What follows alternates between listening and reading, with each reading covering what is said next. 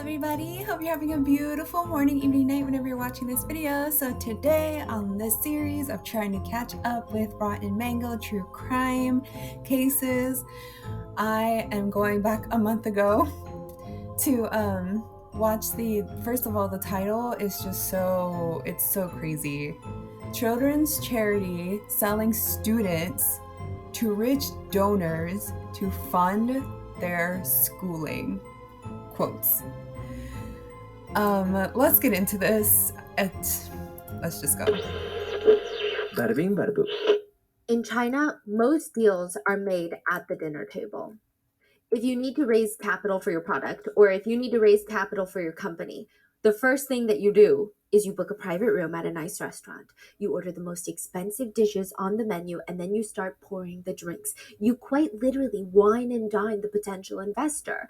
And CEO Chen, he knows the drill. I mean, he knows this song and dance like the back of his hand. The businessmen will always ask him about his personal life. They're trying to get a feel of how much CEO Chen can invest into their business. Then they're going to try and talk to him about his hobbies. They're trying to build rapport. I mean, he has sat through so many of these, he could basically finish the businessman's sentences. Our product is truly the best. It would be really hard for you to find products out there on the market of this caliber, of this quality. I test all the products myself. Nothing gets past me. CEO Chen is smiling. He's bored out of his mind. I mean, there is absolutely nothing here that he hasn't heard before. So he decides that night he's going to excuse himself from one of these boring business investor meetings, walk to the bathroom, and on his way back, he knows that's the signal. The businessman is going to feel the anxiousness. The food's getting cold. It's about time to go home. The restaurant's going to close up. He needs to go in for the kill. When CEO Chen sits back down, the businessman leans over the table. We also give back to our community. You know, we want to make sure that we're not just taking from the locals. We want to lift the locals up. We have programs for students in small towns to get access to better education. The music in the back. CEO Chen nods. I mean, this is so expected these days. What is a corporation without a mission statement? The businessman pulls out his phone. He's smiling down at his phone like a proud little dad. And this is the final sell. Here's one of our students. Do you want to see? So this one in this video, she's getting surprised. Yeah, we're going to surprise her with the scholarship. And where is this girl from? The businessman doesn't even look up from his phone. He's still watching the video. He just says, elementary school. Elementary school? Yeah, 5th grader. The businessman swipes on his phone. And this one, he's pointing aggressively at his screen. This one, I've been eating her since she was 11. In every single one of these videos, the businessman showed CEO Chen there was an elementary schooler, a middle schooler, in a hotel room being essayed by an old middle-aged man. The businessman would point at his screen and say, "Look at how grateful these kids look."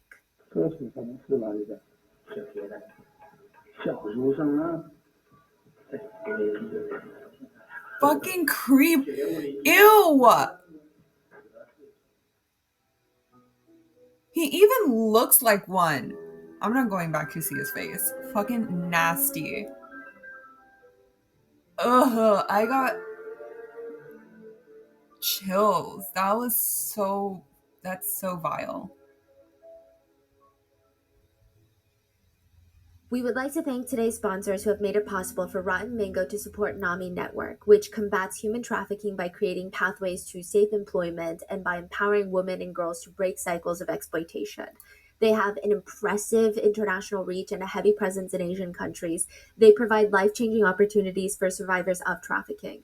This episode's partnerships have also made it possible to support Rotten Mango's growing team of dedicated researchers and translators from all over the world. And we would like to thank you guys, our listeners, for your continued support as we work on our mission to be worthy advocates of these causes.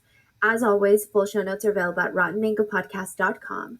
We did have our wonderful Mandarin-speaking researchers help with the gathering of data for this case, but like we say in all cases, any and all, especially the international ones, if there is anything lost in translation, miscommunicated, or any additional information that you would like us to know, please let us know down in the comments. Cool. And a few quick episode notes. With the exception of 3 people in today's story, everybody else's identities have been protected and news sources have referred to them with pseudonyms. That is exactly what we will be doing as well. Nice. Another quick disclaimer is there is heavy discussion involving essay of a very vulnerable group of underage victims. If that is something that's going to bring you to a very dark place, please rest, take care of yourself, and we will see you in the next one. I'm in a good place right now. I was laughing so much earlier, so I'm good. I just know it's going to be difficult to not get. And with that being said, let's get started. Mad isn't even the word to begin with. Chris's parents would never say it to Chris's face, because that's their son. But they both felt it. I mean, he was kind of in this downward spiral. I mean, they had never witnessed it before, so they can't even reference a previous incident, but it's like he was going faster and faster, deeper down into this dark hole, like a little racetrack where it just spirals shorter and shorter near the end. I mean, the spirals get twistier and shorter and the turns are sharper, and you need to go slower so that you can be safe in one of those like winding parking lots. But instead, their son, Chris, is stepping harder on the gas pedal. He's going 100 miles per hour, and there's nothing they can do about it, and they don't even know why. They don't even know where he's trying to go. What's happening to him? They keep visiting him in his room. Honey, please, you cannot just stay in your room all day. You have to go to work. They try to open up the curtains, bring some light in, but Chris doesn't even look up from his computer. He's in a trance. It's like he's looking for something on the internet, but they don't know what, they don't know why, and they don't know why I can't wait until after work. Chris's manager has been calling all morning. You cannot keep calling out like this, Chris. This is unlike you, and if you keep doing this, there's just no way I can keep working with you. Chris does not care. He's on his computer, and when he's not on his computer, he's on his phone, and he's scrolling, and he's like vigorously typing something. Who is he talking to? We don't even know. His parents don't know. And then one day, it happened. What Chris was looking for, he found it. He had spent months looking for this, and it came in the form of a text message. Ding! A video file was sent. Ding! Another video file was sent. Ding! Another one. The file names were just one word, names of women. The first video was titled, File Name May. Chris is in his bedroom, and he's looking at these messages come in, and his finger is hovering over the downloading symbol. I mean, his eyes, they finally seem alert. It seems like this is the first time that he's been alive in months. This is the Chris that everybody used to know. He's waiting for this file to open, and he's swallowing. Everything he had done had been leading up to this very moment. Downloaded. He clicks the file May, and his screen goes black, and in an instant, the phone comes back alive. He squints his eyes, and there on the screen is a really weird hotel room. There's not enough lights, but it's almost like a motel room. There's this shabby bed that's pushed up against the wall, and the comforter looks like there's probably stains on it. It's not a luxurious stay. There's a middle-aged balding man in frame. He's wearing nothing but his eyeglasses, completely naked. He's fixing the camera that's pointed towards the bed, and then he turns around, and you can see on the bed is this mass of bunched up cream-colored blankets, like a lump in the blanket. Chris exits the video and clicks on another video. Very similar setup. The same man, the same glasses, the same nudity, the same lump in the back. The videos all ranged between 20 minutes to over an hour long, and each of them depicted a very real, very brutal essay. And the victims were 12 years old. But who was that? I thought I saw this figure here. The female figure? Other video. Very similar in the blanket. Chris exits the video and clicks on another video. Or is it multiple people? And the victims were 12 years old. Sickos. There are over 1 billion websites on the internet. Okay, add in like another 30,000 websites on the dark web. That's a lot of websites. And too many. Those two feel very separate. Like, you don't go to the dark web. You don't download Tor just so you can browse around on Reddit. You go there because you're looking for something. Right. Maybe you're looking for someone. But there's this website in China, and it feels like it belongs on the dark web. It feels like it somehow slipped through the cracks onto the surface web. It feels illegal to be looking at this website.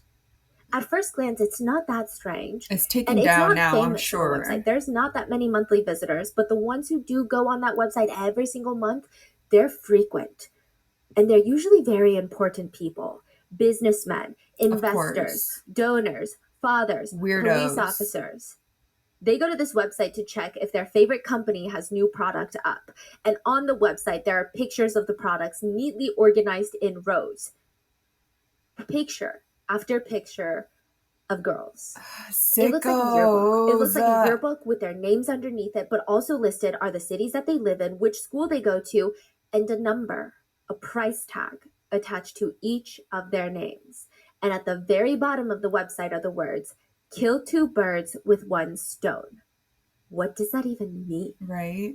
Someone or something is being sold, and there's endless amount of buyers willing to line up. May and Sarah were sitting in a car. They're staring out the window. The drive to the city is very exciting. For them, it's very different. So the taxi driver, his name is Ren, or at least that's how he introduced himself to them. He had even opened the door for the back for them, and they were giggling, and they slid into the back seat. They were being driven to the hotel to meet their sponsor. Now, on the way, May and Sarah are almost overwhelmed by all the exciting possibilities. The whole ride, they're gossiping and giggling about, what are we going to do with this sponsorship money? I mean, we could probably do anything. I mean, of course, we've got to pay our tuition. That's the whole point of the sponsorship money. But if we had any extra, what are we going to do with it? Should we come back to the city? So as the drive goes on, their adrenaline, their excitement is getting bigger and bigger. This is like the opportunity of a lifetime. It's going to change their future. That's how they feel. They get to the hotel in the city. Ren opens the door, brings them to the front door of the hotel, and they meet their sponsor, a middle-aged man with this kind of rat tail hairstyle in the back.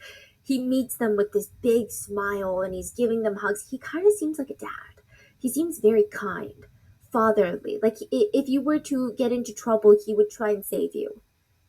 But Sarah and May, I mean, they're distracted. They want to soak in their environment. They just want to be here. They all walk into the hotel together, all four of them. They check in with the receptionist, and the two girls are kind of standing behind the men.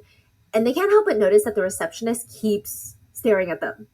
And May keeps fixing her hair and her clothes. Like, what's wrong with this? Like, is there something on my face? The men grab their keys from the receptionist, and they start heading up to their hotel rooms. It's such a suspicious thing to look at. You see, like, well, we don't know how young the girls are. Getting maybe a vibe that they're young, okay, but old enough to travel for a sponsor. But if you were a receptionist and you just see like two young girls come in with like two old looking people, I would not automatically assume that it's like a father daughter thing. I don't know. I just see many weird situations in when I'm, working various jobs. You get weird people come in and you just know that something isn't normal when you see it. The men grab their keys from the receptionist and they start heading up to their hotel rooms. May's holding Sarah's hand, and the two of them, they're thinking silently, okay, I wonder what the setup's gonna be. So if May and Sarah are sharing a room, is May gonna sleep on the left side of the bed or the right side? Maybe there's gonna be two beds in that room. They get to the end of the hallway, and one of the men grabs May and says, this is our room, and practically throws her into the room and slams the door shut. The same thing happens to Sarah. Before either of them can scream, say anything, or protest, they're in their rooms with a strange middle-aged man. The room is terrifying looking. It's dimly lit. The window is next to the bed. The man instructs May to sit on the bed, and she's hugging her knees up against her chest, and she feels like prey. Like this predator is just walking around the room. He's so busy. He goes to the corner of the room and he's setting up this tripod. He's fixing his hair. There's so much happening, and she doesn't know what to do. She can't scream. She's terrified. She doesn't know if she runs down, what happens next. Okay, so then if the receptionist was acting that way, is this then a regular location where these heinous crimes are taking place? And so either the receptionist is in on the whole thing, or maybe is very uncomfortable, maybe scared to say anything. Bruh, let me not jump into conclusions. She doesn't even know what this man is planning. With every step closer to the bed, Her eyes start to fill with tears, and right when he gets up in front of her face, he makes a quick glance to the corner, and May glances over, and there's a camera set up on that tripod pointed directly at the bed. The man makes sure that it's recording, that the red blinking light is on, and he starts undoing his zipper. He says, "Good, it's set up. Now let's play." May's sponsor would essay her that day. The man forced May onto the bed in front of the camera and carried out his meticulously executed plan, all with a big smile on his face. I mean, this was all planned. May's age, innocence, vulnerability, this is exactly what he was looking for. To him, this was top tier. People would pay premium for someone like her. And at that moment, all of May's dreams of sponsorship money or even a future, gone. Nothing's going to be the same after this. May would later realize that the red stains on the yellow comforter were her blood. This was her first time, and she did not even understand the concept of what had just happened to her. In the hotel. So they were that young to not grasp the idea or the concept of have been essayed. This is so disgusting. You know, honestly, I don't think it ever really matters how much of a good headspace you're in. If you hear horrendous stories like this, you're going to get mad.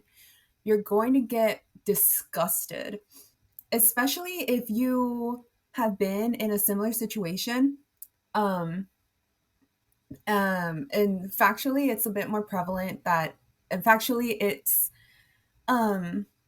more prevalent to happen to women than men. It does happen to men as well. Okay, let's not ignore that as well, but it mainly happens a lot to women. So the fact that it's happening to young women, young enough to not understand what just happened, the whole severity of it is just so ugh.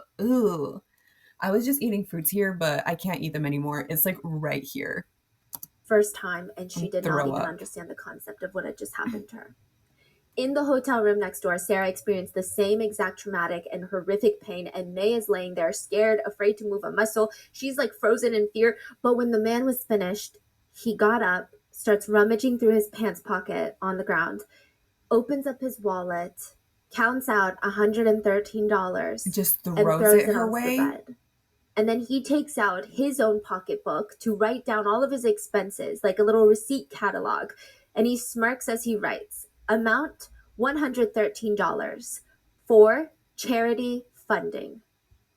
There's no exact number on how many pedophiles are hiding around us. I tried to look into it. There's estimates that say that they make up between 1 to 5% of our population. Be anywhere. I mean, it doesn't sound small considering who these people are, but it sounds small in the grand scheme of numbers, right? But let me put it into perspective. That is anywhere between 78.8 million people to 394.5 million people who could be classified as pedophiles. One netizen comment reads, former foster care worker here, I can confirm that the percentage of child molesters an average person interacts with in a day would stun most people. It's not that surprising, honestly. Like the amount that you see on the street, that you've met in your life, that you work with, that you hang out with, you wouldn't even know. They look like the person in line at the grocery store. It doesn't matter their age or social standing. There is nothing that lets you know who they are. And what's crazy is that they actually have a community. I am 1,000% certain that I have made it to various different watch lists. Even during the research of this, we came across websites that were catered towards these pedophiles. I felt like I was doing something illegal by being on these websites. And they're not catering to pedophiles in the way that you're thinking, but in the sense that these websites claim they provide support for those who do not physically harm minors. They just want to. They just have the attraction. They just have the thoughts, but they don't physically go and harm people because they don't want to hurt anybody. Doesn't make it just doesn't feel like it makes it any better, okay? Because that's just disturbing. That's so sick. It's disgusting. But I'm sure as you were like, especially when you're like younger, you maybe have like a curiosity. You come across a dark path like this, and maybe you don't intentionally mean to. It just come across your path, and then you get curious and you go and purposely search up these dark websites. I don't know if you guys have, but I personally have when I was much, much younger, and never ever again is very scary. Listen, I don't know, okay? A New York Times opinion piece reads, a pedophile should be held responsible for his conduct, but not for the underlying attraction. They and other pedophile advocacy organizations, that's a real thing, pedophile advocacy organizations. Wow. Yeah. They argue that there are differences between pedophiles and predators. They're saying a pedophile is someone who just has that attraction but has not offended. A predator has the attraction and has offended. Sure, maybe there's that small little difference, but you guys are still pretty much on the same line. Now they're saying, Stupid. They argue that brain scans between pedophiles who have offended and harmed children and those who have not and are fighting the want to, I guess, they're different. Ugh. Fighting the want to. And, quote, Christian father of 3 stated that they will be, quote, coming out as a pedophile. They came out? Yeah. His name. Wait, who? Quote, teacher and, quote, Christian father of 3 stated that they will be, quote, coming out as a pedophile. Not surprised. They came out? Yeah. His name, face, everything out there. He's an advocate for destigmatizing pedophilia. He stated, in the 50s, every male I knew was sexually attracted to children. Little girls. I talked to dozens, hundreds of people who had the same experience as I did. I don't know if it was everywhere, but in those days, it sure seemed like it. I think very rats normal. Just congregate together. Relies on the idea that as a society, we stigmatize this, quote, disorder, and people with these thoughts will not seek help. And therefore, if they are not seeking help, they will have higher risk of offending and creating victims. One psychologist stated, we can protect our children by giving pedophiles the chance to seek help, to give them the chance to go see a therapist. It's very important that we don't stigmatize people for their sexuality. However, in the same article, even she admits that she would never want these people to be around her future children. And just to clarify, pedophilia is not categorized, nor is it recognized as a sexuality. It's a disorder. That's ridiculous. Technical with it. So I'm not very sure what the messaging here is. One netizen comment reads, hearing, quote, this predator has never offended is the same as, quote, this tiger has never eaten a child. Do you think parents are still cool letting their kids go into the tiger's cage at the zoo? And look, I rarely pick a hill to die on, but this idiocy. One seems somewhat appropriate. Prioritizing the safety of children seems so much more vital than prioritizing the feelings and comfort over an adult who have incredibly destructive, harmful, vile feelings towards someone in society that we have a social contract to protect. Hello, thank you. Let's hear that again. Comfort over an adult who the safety of children seems so much more vital than prioritizing the feelings and comfort over an adult who have incredibly destructive, harmful, vile feelings towards someone in society that we have a social contract to protect. So I don't know what we're getting at here for these groups, but there's a lot of them. There was one organization called PI, which stands for... Listen, I don't really like making fun of people's looks like that, okay? Because it could just be a style choice, but let's kind of be honest here on a broader scale, okay? Majority of the times, weirdos, such as pedos, look kind of like this, okay? File information exchange. For 10 years, they campaigned to abolish the age of consent. They had these they had these monthly magazines, and in one edition, they posted an article that asked the question to the audience. They said, hey guys, public, how about this one? Got him, okay? It reads, if all the pedophiles in communities, schools, or private schools were to strike, how many institutions would be forced to close? What? What does that mean? Basically saying, we are such big parts of the community. There's so many of us who could make a difference. Yeah, we're contributing to society. How many institutions would be out and closed if it weren't for us? If we all went on strike because of the age of consent? Sickos. And the way that they said communities, schools, private schools. So it's very clear what types of occupations a lot of these people are choosing. Yes. And I'm not saying that everyone with this occupation, obviously, please, let's use critical thinking skills. Right. I mean, I don't want to, once again, with the looks whole thing about how a typical weirdo looks like, it kind of applies with me. Okay, I'm speaking on my personal opinions. That also kind of applies with jobs. I've never really fully trusted or felt comfortable ever being alone with a teacher, a priest, anyone of a higher rank job. I've never felt comfortable with them being alone. And a lot of it could be because of the really, really dark, horrendous stories I hear, like this one, that could make me have that mindset. But That's not what I'm saying, but you get it. These people seek out these occupations for very heinous reasons. There's even symbols that will, if you see this symbol, please be alarmed. There are uh-oh. symbols that pedophiles will use to find each other out in the wild. The FBI released a list of logos used by pedophiles to find each other, and one of the most famous ones being a blue spiral triangle. So if you were to start with a dot on the page and then draw out a triangle and then another triangle outside of it without lifting your pen off the paper, I've that's never what this seen them, looks like. so But it has to be blue and it has to be a triangle. That means boy lover. That is an adult that is interested in boys. But there's two versions of this. If you draw that same triangle spiral in a very shaky manner, almost as if you're drawing it with your non-dominant hand, that means that you seek very young boys because it looks like the scribbling and doodles of a young boy.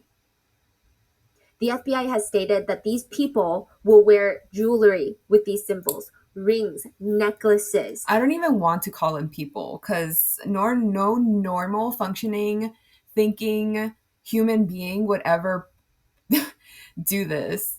They'll have emblems on their notebooks, laptops, stickers of this. They'll put it into their social media profiles. They'll put it everywhere so that they can find each other and commit crimes together. Many of them will identify each other out in the wild so that they can trade victims or trade videos. Yeah.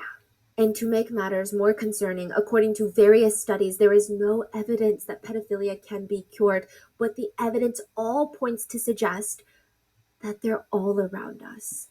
And we can either ignore it and hope for the best and stay in our homes, or we can Like I figure do. out how they're finding these victims.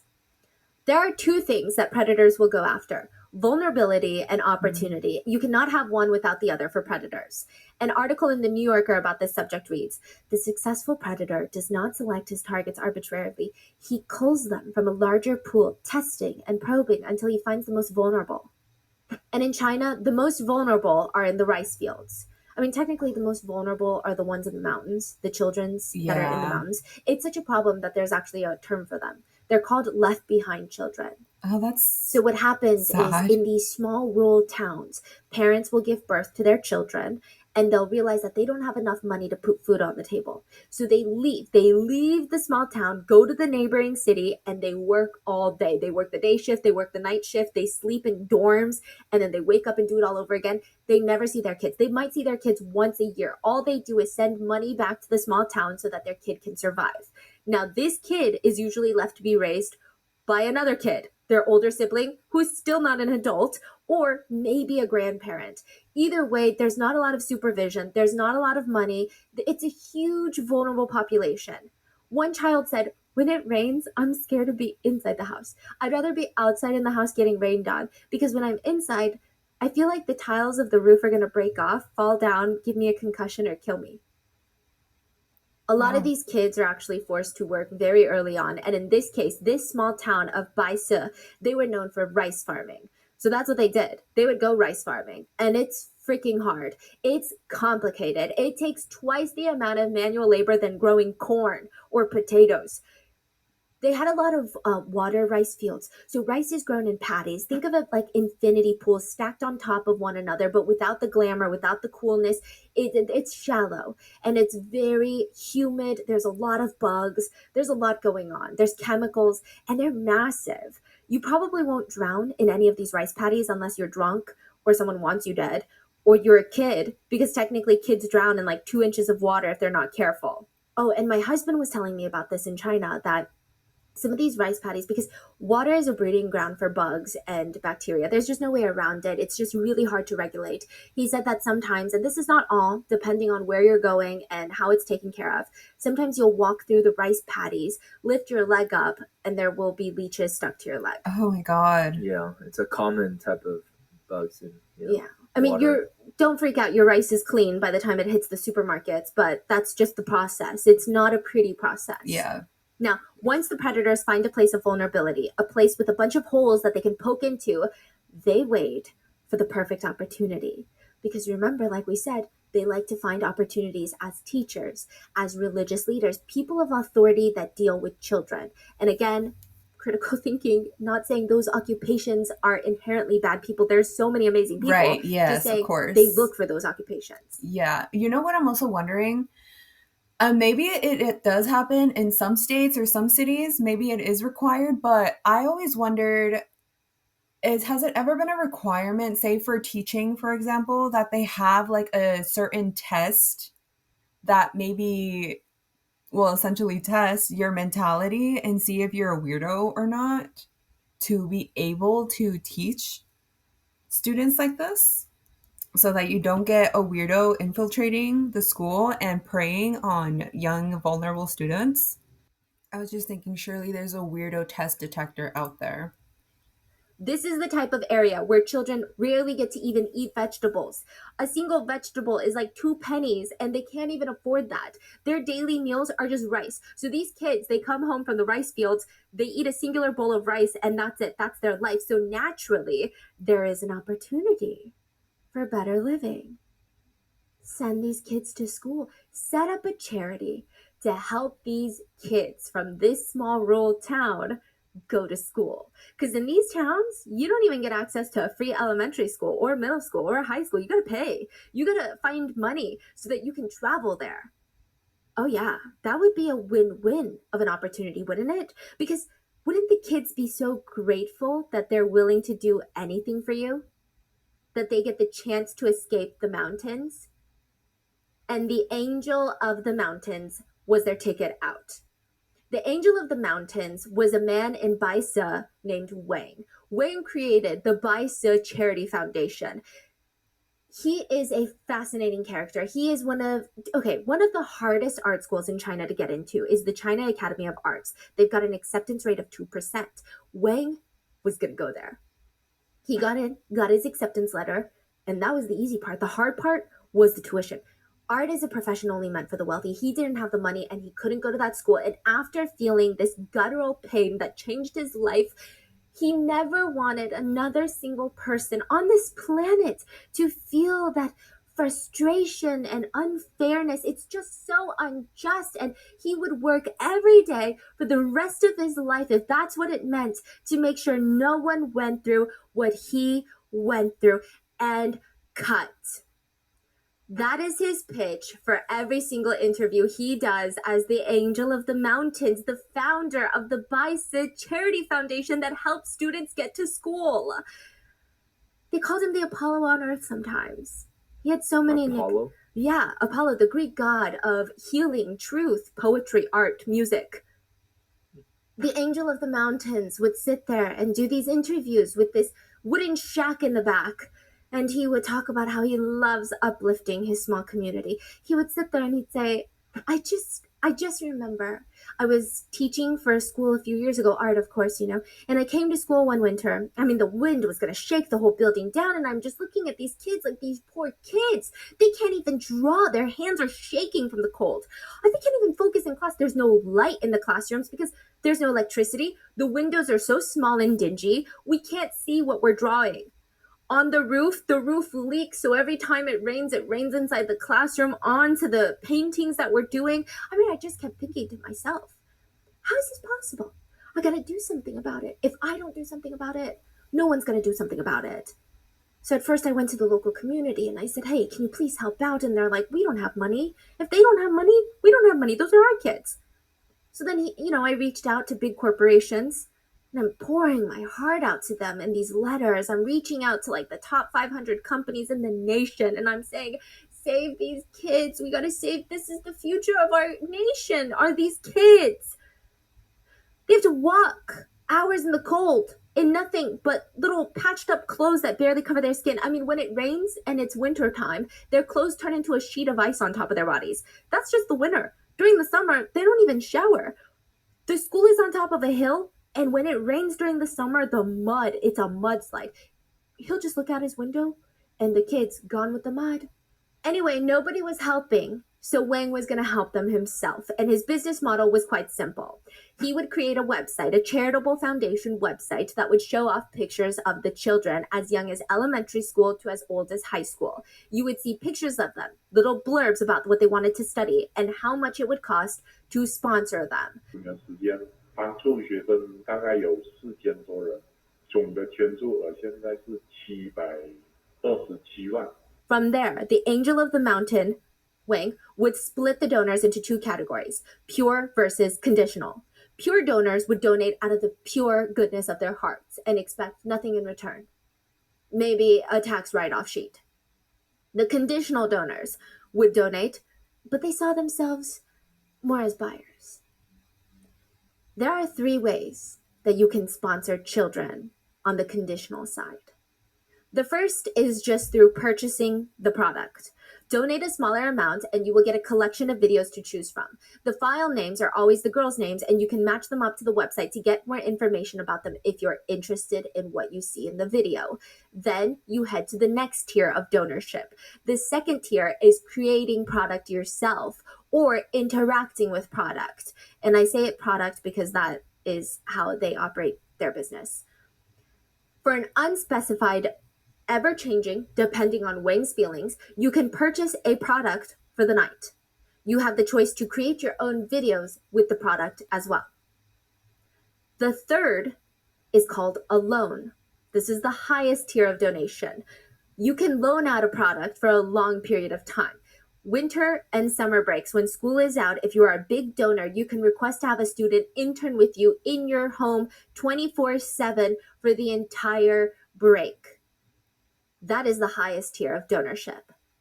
Now, the reason that I can't give you exact pricing is because Wang would change his pricing for different, quote, types of products. The 3 biggest factors to the product's price, quote, product's price, and again, guys, I keep saying product because that is how he is operating this business, not because I think humans are products. I hope you guys understand that. The 3 biggest factors that would change the price for the product is if this is their first sponsorship or not. In text messages, they refer to it as pure or not. If this is their very first time ever or not. If it is, the price goes up. The second is age. The younger, the higher the price. What age are they looking for, you ask? There's a text message between a donor to Wang that read, "Now these girls are too grown up. Let's not play with them anymore. Let's find better ones." Wang himself once stated, "Some elementary school kids are considered too old." See, and that's why he's balding at the top, okay? That's why his face looks like he fell as a baby and he has a flat-ass face. That's why it looks like he's shrinking as the years go by. That picture that they showed of him like standing behind that wood desk in front of a classroom full of little kids was so disturbing to see. And I hope these people all burn. And third is aesthetic. If someone is pretty, that will also change the asking price as well. If they are pure, it starts at around $1,418. If they are not, pure, by the way, if they are not, then it's closer to $422. If they are older or not as aesthetically pleasing and not, quote, pure, Wang would charge $282 for a night. There are 2 ways that Wang would recruit students to be featured on his charity website, and most of them had no idea. They think that they're getting tuition. They think they have a chance at tuition. If someone goes onto the website and likes them, they think they can go to school.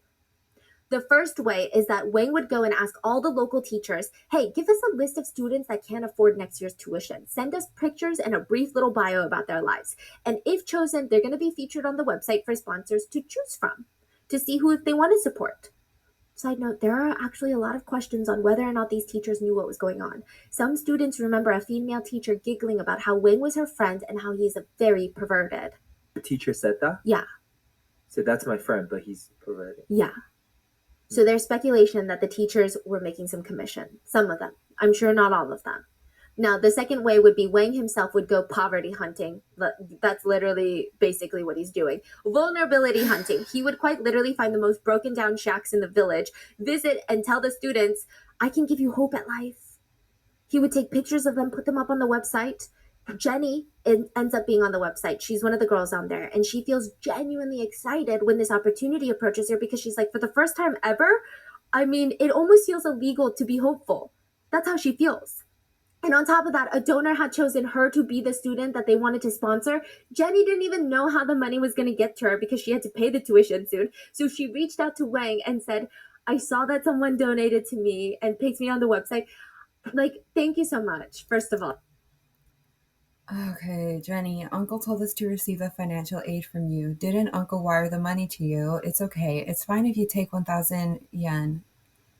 Okay, $141 as a service fee. We'll just take the money. You're very hardworking. I understand you. See, I feel like I can't really speak on this situation because we're not living the same lifestyle, so we're not thinking the same way. But if someone comes knocking at your door, essentially giving you money to go to school and everything, if it seems too good to be true, it is. And did he wire the money to you? If you need a service fee for it, it's okay. I can just take a small portion of it. You're so hardworking, Mr. Wang. I understand. She read it out. So there had been a rumor, a very well-known rumor, in fact, amongst all the kids that even though all over this website, all over in Angel of the Mountains interviews, Wang states that he gives 100% of the donation to the students. The kids knew that wasn't true. They're like, no, Wang almost never gives you any money, and if he does, it's never the tuition money. So she's like, oh, well, I heard about the rumors, so I just want him to know I feel comfortable just getting a small, any amount. Any amount is fine for me. That's how Jenny is responding. And his response is, what do you understand? You're very hardworking. I know it's not easy for you either. I just take money for website operation. He's so blunt with the way he talks about how he's scamming people. Jenny knows that she's entitled to 100% of the donation, but even when she tries to be considerate, he almost gaslights her like, are you kidding? Of course I'm taking some of your money. But she's like, that's okay. This is my lifeline, though. There's nothing I can do about it. I just need a little bit of money. Jenny gets a small portion of her tuition that week, and now Wang wants his money's worth. He asks Jenny if she wanted an opportunity to earn more money. He sends over a picture of a man in a white shirt. And he texts, are you willing to spend summer and winter breaks with him as his lover?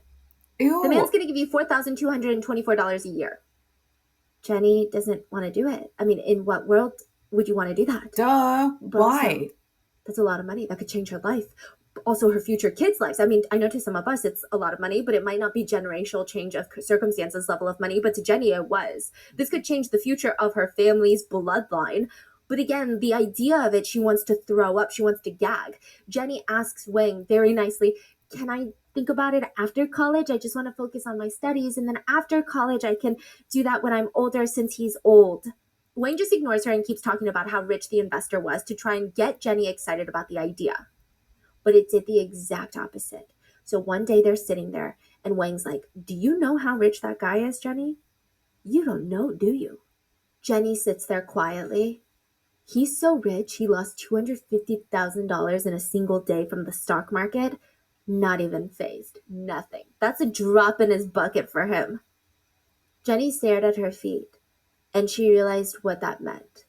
This was a businessman who thought $250,000 meant nothing to him, and yet to that same man, Jenny, a human being, was only worth $4,200. She said in that moment she felt so utterly insignificant in this world. She realized she could never take this deal. She couldn't.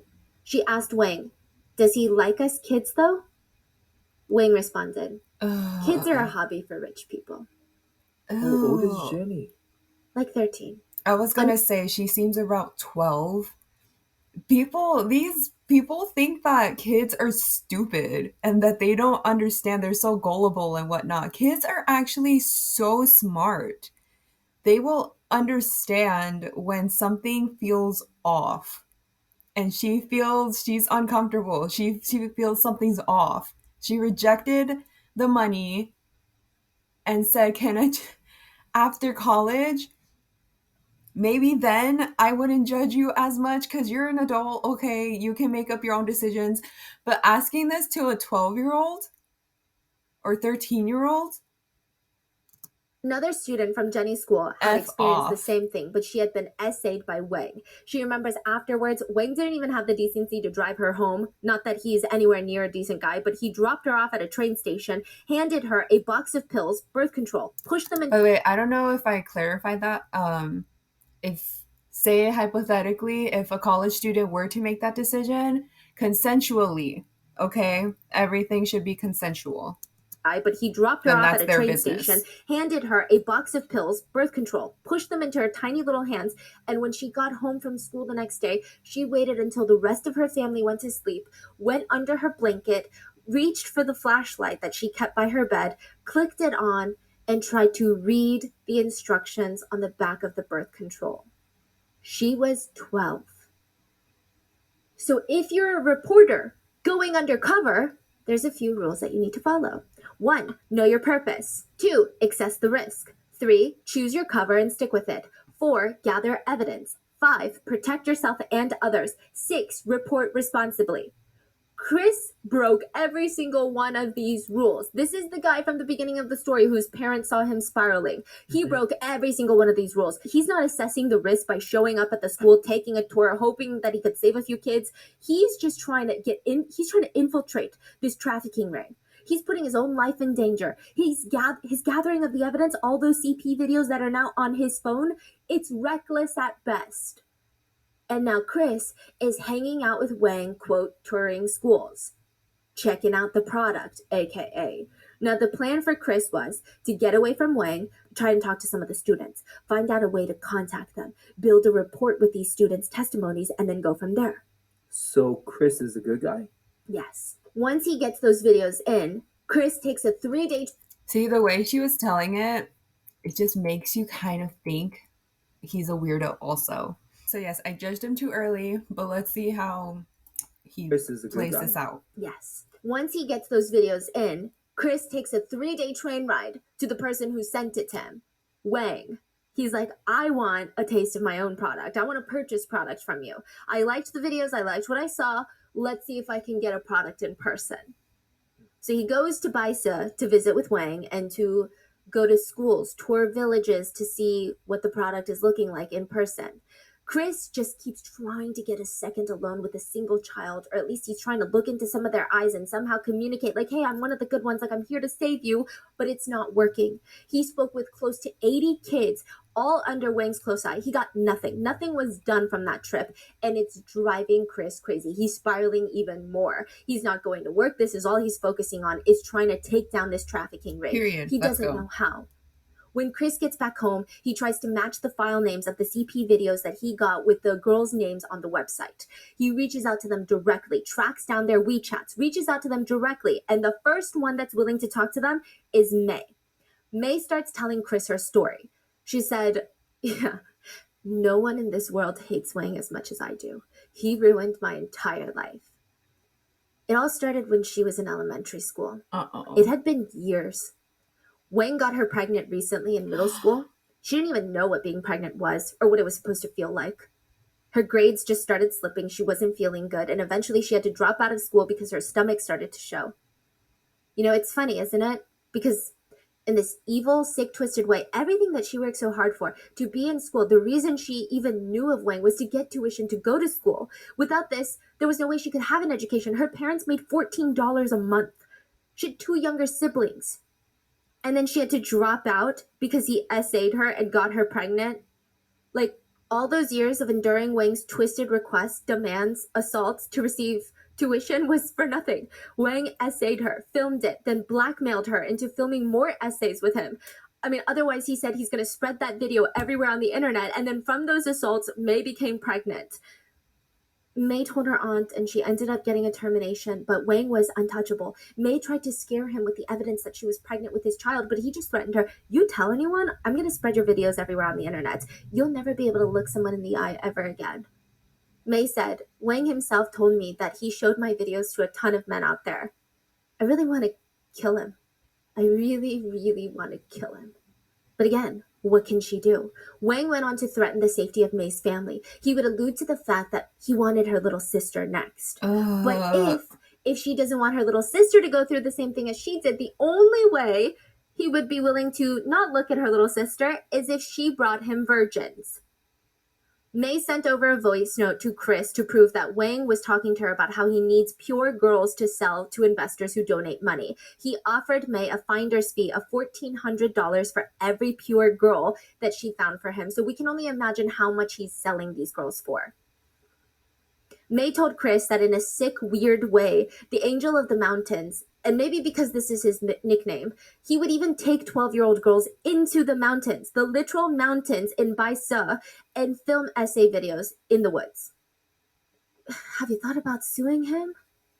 No. We're afraid. I mean, he has our videos. He's going to spread them. I feel helpless. This whole town is in the palm of his hand. Talking to May, Chris discovered that together they had over 27,000 pieces of evidence, including photos and videos, chat records, audio records, victim statements. Chris gathered that there were at least 30 to 40 victims. And after talking to May, Chris felt compelled to help. Like he had to do something about this. He's the adult. May's still a kid. But he has videos of CP on his devices. Technically, he offered to purchase CP. Have you heard of the Trojan horse defense?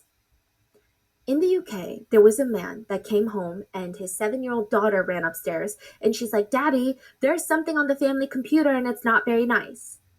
He's confused. He goes downstairs to the computers to investigate and he sees that the family computer looks possessed. It's like glitching, it's turning on and off, it's popping up new browsers, Googling things without anyone touching the mouse or even being in the vicinity of the computer. But probably the most alarming part, every time the browser would start up, the landing page would be a CP website on the dark web. The dad called the computer manufacturer, reset his computer, and things kind of went back to normal. I mean, it would still glitch, but it wasn't CP. A few weeks later, there's a knock at the door. Police storm the place, seize the family computer, arrest the dad. They found 172 images of CP on his computer. The dad was facing 10 years in prison. And as much as all the people around this man's life wanted to believe him, it's kind of like, I mean, if you found out that someone in your life was busted for CP, I think it would be very hard to believe their frantic calls of, you have to believe me, someone hacked me. Yeah, that's so weird. You have to believe me, I don't know what's going on. I would never do something like this. I have a young daughter. Is this a real case? Yes, it's a real case. I believe it. The dad argued in court that all the images were planted onto his computer by a virus. He was one of the first people to use this defense successfully. Forensic analysts were able to uncover that he had opened up random emails. I don't even think that he clicked a suspicious link. He just opened up an email and his computer was infected. That's all it took. Wow. Yeah.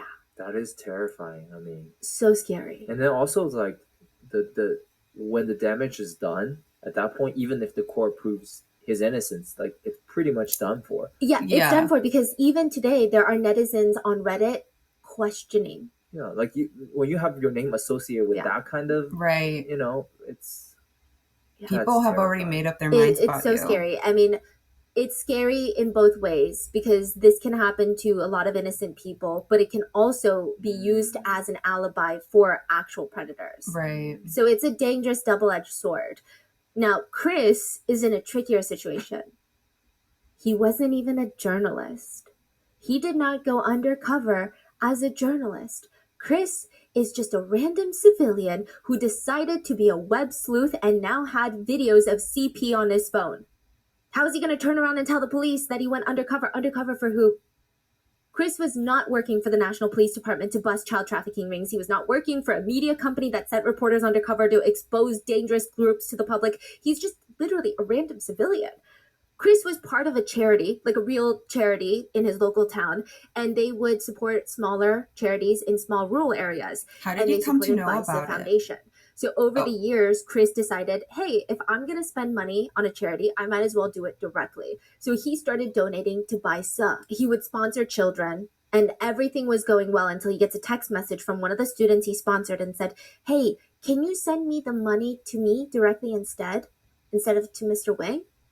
And he's like, why would I do that? Mr. Wang does 100% of the accounting and he gives you 100% of the money.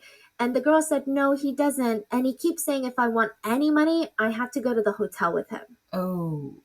And now Chris was like, a dog barking up a tree. He's like, got to get to the bottom of this. He's invested. That's his money that we're talking about that's funding assaults and all these shady things. He uncovered that this is all a front. It's a front for a child trafficking ring. Chris calls up his local police in his town and he's explaining the whole situation to them. Just saying things like, I mean, yeah, I thought it was a little strange that the guy who runs it, he's taking the donations directly into his personal account. But when I talked to him about it, he's like, well, it's a one-man show. I don't have the operating license, but I'm not officially registered, but you get it. I'm the angel of the mountains. I'm trying to help these people. Chris didn't question it. But then that text message, it changed things for him and he started freaking out. And then he saw this comment on the website because he like went down this rabbit hole. He goes on to the BISA website and he sees that someone had commented, hey, are you helping children? Or are you making porn videos? And he was like, wait, the hotel, the porn videos. Chris stated that everything clicked in that moment for him. Yeah, that would be enough. Every other little thing that he just brushed off or didn't think about twice was coming in full circle in the worst way possible. There was a brief conversation in one of the charity group chats where Wang offered to send a student to a donor for the winter break. He assumed it was some sort of internship or job opportunity. Oh, no. But no. Sometimes donors would text into the group chat that they donated, and Wang would respond that he's, quote, sending over 2 girls. Chris thought that he was talking about sending 2 girls' profiles over so that the money donated would go to those 2 girls. But now he's realizing that's not what he was saying at all. It's crazy that they just messaging in a group chat. Yeah, with Chris in there. With pure and conditional donors. So it's like you would have dirty donors in there and then real donors in there. Yeah, I'm so sorry I got interrupted, but this is a new day. Clearly, I look different, but we're going to go back about 10 seconds and finish this video off. So it's like you would have dirty donors in there and then real donors in there. That's what's crazy. They're so blatant about it. They don't care. So the quote pure donors, they're just simply donating and they have no idea what's going on. They're like Chris. They're like, ooh, I want to donate. I'm donating. That's it. They don't know what's going on. They don't know that this is shady. They feel good that they're helping a smaller foundation. So they're just that ballsy. They're just messaging in front of everyone. They don't care.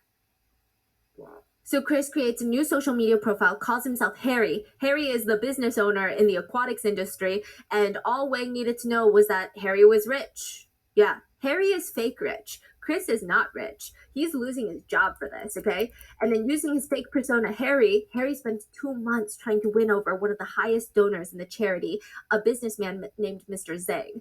And after bonding with him, Mr. Zhang recommends Harry to Wang. Ew. And that's when the CP videos were sent. Wang even texted him, what are you looking for? We've got it all. Elementary, middle, high school, college. I can get you anything. Then he starts getting those CP videos. And with each video, Wang told Chris whether or not the girl was, quote, pure or not, or whether this was, quote, breaking the purity in the video.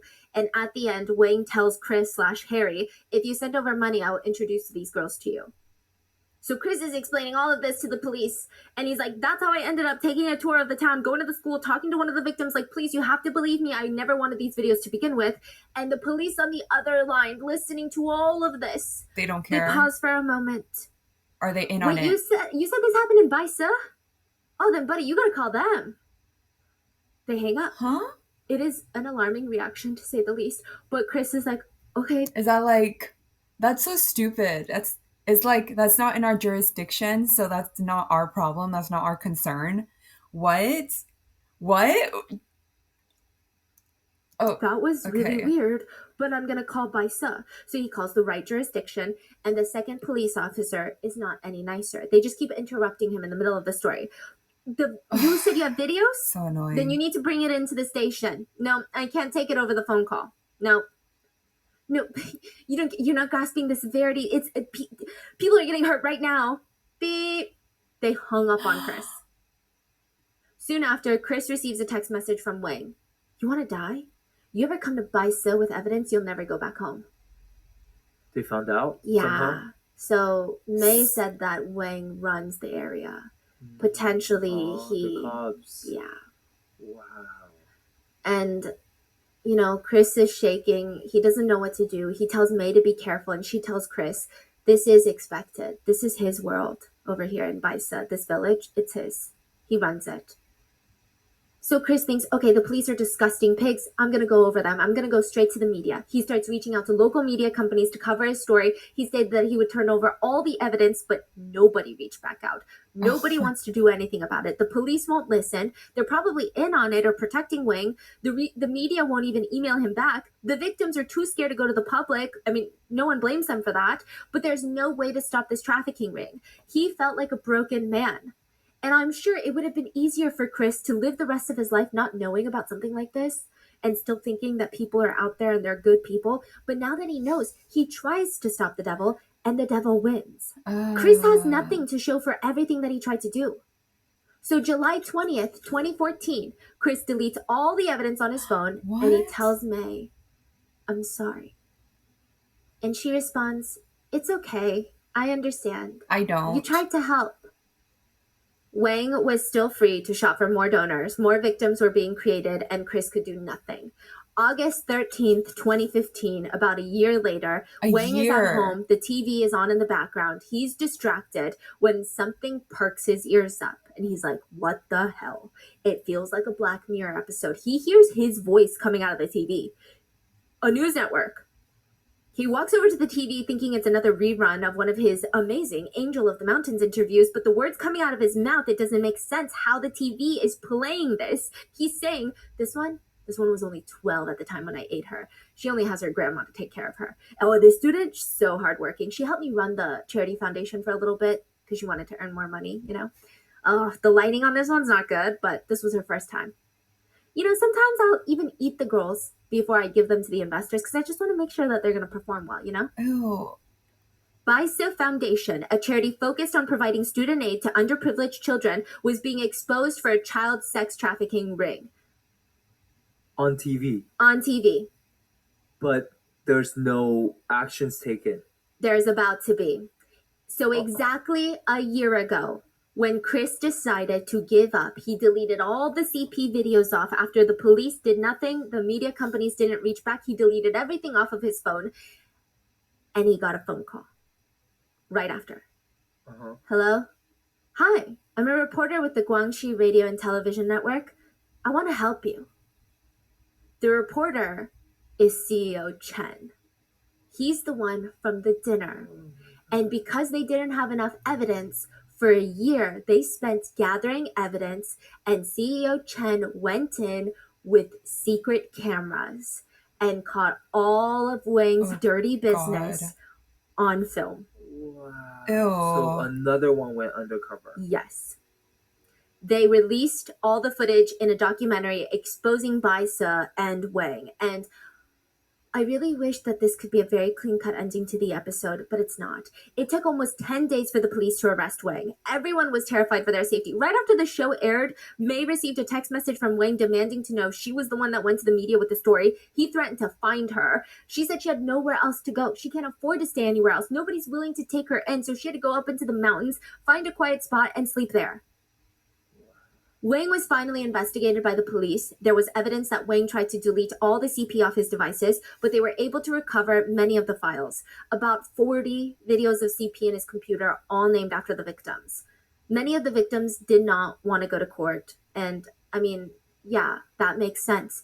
The police already had a ton of evidence. I mean, just so much evidence. Why make the victims go through another round of trauma in a small town? Being a victim and coming forward to protect others and stand for justice is not, for some reason, seen as a heroic thing in some towns.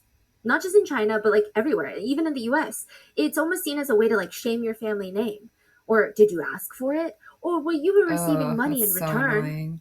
May said after everyone found out that she was a victim, her uncle came up to her and said, leave and go as far as you can. You're a disgrace to our family name. She felt like she was losing the family space. When then you other don't victims need saw what them. happened They're to not May, your family. none of them wanted to come forward. The police weren't even treating the investigation sensitively. When they were investigating victims' stories, not the victims, but they're like trying to get stories, they would keep going to the victim's place of school or work if they were grown up to talk about what happened to them.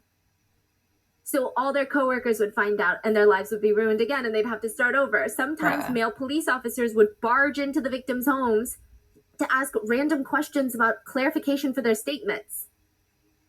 One of Wang's favorite statements was, money makes the devil work for you. this was a crime that hurt a lot of girls. If a family in a small rural town in China has 5 kids and they only have enough money to send 1 kid to school, because there's not schools on every corner. It's an absolute journey for a lot of these kids. There are some children in these rural areas that have to tightrope 30 feet above a flowing river, then walk 7 miles through a forest just to get to school. And this is not an exaggeration. There's a literal town that makes you do that to get to school. And then you have to do it all the way back home. And then when you get home, you probably have to cook for your grandparents because your parents aren't home. You got to clean up around the house and try to get food on the table. So usually they'll send sons. So what do the girls do? Usually they just get married until they saw Bai Se. They thought, this is my chance to go to school and have a future. A lot of the male students listed on the website, because they can't just have a charity for girls, or at least Wang didn't want to because maybe it's suspicious. All the male students, they got their tuition in full because they weren't interested in the male students. Side note, Wang is married, by the way. This is the husband. Thankfully, he has no children, but he's married. And the wife was accidentally sent CP by Wang. Like, he was trying to send it to somebody else and sent it to his wife by accident. Yeah, a lot to unpack, a lot to say. But later, after the trial, after the arrest, she was asked about it. And she just responded to a victim's family, essentially. I'm rich and I have children. Men are no longer important to me. So what are you rich off of? What kind of are you response is that? still married? She's rich because the foundation made over $1 million in donations and they spent most of it. They kept most of it. They had multiple properties. They were investing in duck farms. They had a $20,000 car in a village that most people make $100 a month. So the investigation into Wang started, and all the money in his bank account was frozen. But this happened around school enrollment season. The best situation here would have been for the authorities to take the funds out of the frozen bank account and give it to the children that were promised their tuitions. But they didn't. They just didn't. So all these kids, they're victims, and now they can't even go to school because they have no tuition. So maybe the government could have gotten involved and paid for all their tuitions, right? But no, they just have no tuitions. And please, like, don't be judgmental about these kids, please. Like, I think it's very hard to Who's judging the kids? Very specific circumstances, because I think that's what caused them to react like this. A lot of students stated, heartbreakingly, that they would rather have had Wang back. Oh. They felt like Chris was the bad guy. Because they thought, yeah, we'll be assaulted, but at least we have a future. But now what? Now what? The damage is already done. This already happened, and now I can't go to school. Everything that happened has gone to nothing. And like, just really sit with that for a second, because at first glance, it's kind of harsh to hear. Yeah. It almost makes you like, oh, that doesn't make sense. Like, that's not right, right? But that's how desperate they are to have an education. They're willing to do anything for a future. And this is a very sad reflection of society and not on these particular students, just to clarify. Yeah, for sure. So Chris sees what's happening. He tries to get donations to send these kids to school, but nobody wants to donate with anything connected to Bai Se anymore. I mean, it was just really, really, really bad. Chris even got a text message one night from one of the victims that said, "You're not actually a good person." Eventually, the local government agreed to cover tuition costs for a few of the victims, but still, I mean, that means just nothing. A few. May was later interviewed, and she stated, "There are some things in life that, even if you escape, how long can you escape for? I have to face these things sooner or later." When the news initially broke, there were a lot of negative comments about May, and that's why she had to leave her hometown. And a lot of negative comments, crazy enough, but from netizens. And May remembers reading all these hateful, just dripping with evil comments about her. And she would think, now that I think about it, I'm kind of glad my parents don't know how to read. Because at least they won't be able to know about what they're saying about us online. Sarah, May's friend from the hotel, stated, "In my family, we have 4 siblings in school, so tuition is huge. We live with my grandma, and I just thought I could just lift the burden by getting tuition and applying for Bai Se. That's what I did. And then after it happened, I mean, what could I do? I couldn't report it to the police. What if they don't believe me? I don't want to tell my friends about it because I'm scared that they're going to think I'm weird. I was so young at the time, and I thought Wang was so kind. I mean, so kind. Seeing us impoverished children, he would help us out. But now that I think about it, I see him really differently. I think he really is the devil." He is. The trial took place October 13th, 2016. Originally, 3 victims were willing to testify, but the media released their identities and published pictures of them, so they pulled out from testifying. I know, it's a mess. Yeah. Everything is messy. In the end, after impregnating minors, essaying people, running a trafficking ring, all of that, infecting victims with STDs, Wang was only sentenced to 16 years in prison. 16. The taxi driver, Ren, that went to the hotel with May and Sarah was only given 5 years in prison.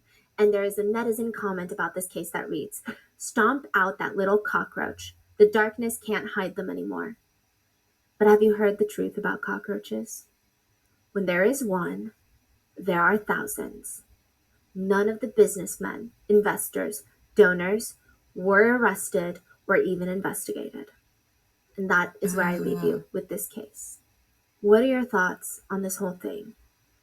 And how many of these foundations do you think are operating like this out there that we just don't know about yet? There's tons. Please let me know. Please stay safe. And I will see you guys on Wednesday. Bye. Oh, that's cute. The new ending screen. But yes, there are tons of them. Like I mentioned earlier in the video, when I was much younger, you just come across these things whenever you have these types of weird topics of conversations within your friend group, or if you see it online kind of like in a show or a movie, you get curious as a kid and then you voluntarily go on the internet and try to look for it, but you're just trying to look for something that you just should not be looking for. There's just a bunch of darkness and unfair justice everywhere. Lack of justice. There is no justice, to be honest. That's so crazy how people blame the kids for stuff like that. And I think it's just a lose-lose situation anyways for them. There are just so many repulsive lines in here that it just makes me want to projectile vomit everywhere. It makes me so sick to hear. But yeah, I think I'm gonna end it here. This was extremely tragic, but Chris did nothing wrong by exposing them. He did the right thing, even if others don't feel that way. I mean, I think I don't want to say it's for the best because it's just a lose-lose situation, like I said, but I hope he doesn't blame himself. I personally believe he did the right thing because I would have done the same thing. Thanks for hanging out with me if you did, and I will catch you on the next one. I think, it's the Japan's Twitter killer that I'm gonna watch next. We're catching up here, so I gotta get going. I might watch that today. Who knows? We'll see. But I'll catch you guys then, okay? Bye.